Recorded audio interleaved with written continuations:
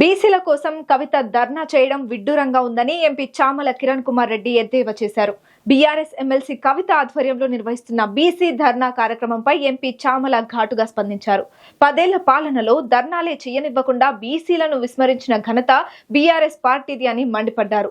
బీసీల నినాదం ఎత్తుకొని ధర్నా చౌక్ లో ఎమ్మెల్సీ కవిత ధర్నా చేయడం నవ్వొస్తోందని విమర్శించారు. కాంగ్రెస్ పార్టీ చిత్తశుద్ధితో కులగణన చేసేదే బీసీల కోసమని తెలిపారు.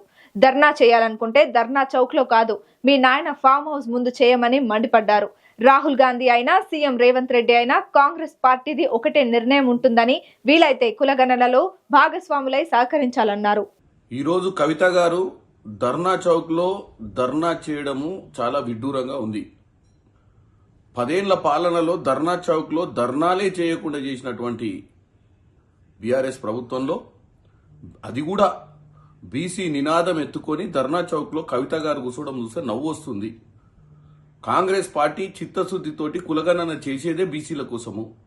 42% రిజర్వేషన్ కాదు, ఎంత కులగణనలో పర్సంటేజ్ ఉందో చూసి దాని ప్రకారం నిర్ణయం తీసుకోవాలని భారతదేశంలో మొట్టమొదటిసారిగా సంవత్సర పాలనలో కాంగ్రెస్ పార్టీ రేవంత్ రెడ్డి ముఖ్యమంత్రి గారు ఈ కార్యక్రమం చేపడితే, ఇప్పుడు అదేదో జరగబోతుందని తెలుసుకొని ముందే ధర్నా చౌక్ లో కూర్చొని కాంగ్రెస్ మా వల్లనే చేసిందని చెప్పుకోవడానికే కవిత గారు ప్రయత్నిస్తున్నట్టుంది. కానీ ఆమెకి ఏమాత్రము వాళ్లకు గాని వాళ్ళ పార్టీకి గాని చిత్తశుద్ధి ఉందనిపిస్తలేదు. ధర్నా చేయాలనుకుంటే ధర్నా చౌక్లా కాదు, మీ నాయన ఉన్న ఫామ్ హౌస్ ముందు పోయి ధర్నా చేయండి. ఎందుకంటే 10 ఏళ్ల పాలనలో బీసీలకు ఏ రోజు పెద్దపీఠం వేసినటువంటి దాఖలాలు కనపడలేదు. బీసీల కోసం కులగణన చేసిన దాఖలాలు కనపడలేదు. బీసీల రిజర్వేషన్ కోసం మీరు 22% నుంచి 10% తీసుకొచ్చే ప్రయత్నం చేసినట్టు ఇక్కడ కనపడలేదు. మీరు ఈరోజు ఎంత గొప్పగా అంటే మీరు ప్రజల మధ్యన మేము ప్రజల కోసం పోరాటం చేస్తున్నామని చెప్పుకోవడానికి జైలు నుంచి తిరిగి వచ్చిన కవిత గారు ఈ నినాదాన్ని ఎత్తుకొని దీంట్లో ఏమన్నా కాంగ్రెస్ పార్టీ చేస్తే క్రెడిట్ తీసుకుందామన్న ఆలోచన కనపడుతుంది తప్ప, వాళ్ళ నాయన దగ్గరికి పోయి ఈ రోజు కాంగ్రెస్ పార్టీ మహేష్ కుమార్ గౌడ్ ఒక బీసీ సామాజిక వర్గం నుంచి పీసీసీ ప్రెసిడెంట్ చేసింది. గతంలో అదే నిజామాబాద్ జిల్లాకు సంబంధించిన డి శ్రీనివాస్ గారిని చేసింది, కేశవరావు గారిని చేసిర్రు, హనుమంతరావు గారిని చేసిర్రు.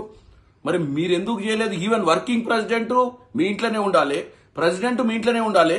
మరి బీసీలకు మీరు మొట్టమొదటిగా మీ సొంత పార్టీలో మీరు ఏకకాలం అంటే ఒక గంట సేపట్ల నిర్ణయం తీసుకునే దాంట్లోనే నిర్ణయం తీసుకోలేని మీరు పార్టీ అధ్యక్షుడిని చేసే పరిస్థితి కానీ వర్కింగ్ ప్రెసిడెంట్ని చేసే పరిస్థితి లేని మీరు ఈరోజు ప్రజలకు ఏం చెప్పాలనుకుంటున్నారు అనేది క్లియర్ ఫ్యాక్ట్ కనబడుతుంది. ఇలా రాహుల్ గాంధీ గారైనా ఇటు రేవంత్ రెడ్డి గారైనా కాంగ్రెస్ నిర్ణయం ఒకటే, బీసీల కోసం పాటుపడాలని కులగణన చేయాలని. భారతదేశ వ్యాప్తంగా రాహుల్ గాంధీ గారు అందరూ కూడా ఈరోజు తెలంగాణ గవర్నమెంట్ ని ఇక్కడికి రాహుల్ గాంధీ గారు ప్రత్యేకంగా వచ్చి ఇక్కడ మీటింగ్ పెట్టి చెప్పడం జరిగింది. మొట్టమొదటిసారిగా భారతదేశంలో మనం ఒక మంచి కార్యక్రమం తీసుకుంటున్నాం. మీకు వీలైతే ఈ కార్యక్రమంలో భాగస్వాములై ఈ కార్యక్రమాన్ని జయప్రదం చేసే విధంగా మీరు కూడా కులగణనలో భాగస్వాములై తొందరగా ఆల్రెడీ కులగణన అయిపోయింది. మీరు వారిని విమర్శించడం కాకుండా ఎన్ని ప్రశ్నలు వేస్తుర్రు, ఎందుకు వేస్తుర్రు అని చెప్పి ప్రజలను తప్పుతో పట్టించే ప్రయత్నం చేసిర్రు మేము కులగణన చేసేటప్పుడు, మా అధికారులు మాట్లాడేటప్పుడు. కాబట్టి మీకు ఈ ధర్నాలు చేసే అధికారమే లేదని తెలియజేస్తున్నాం.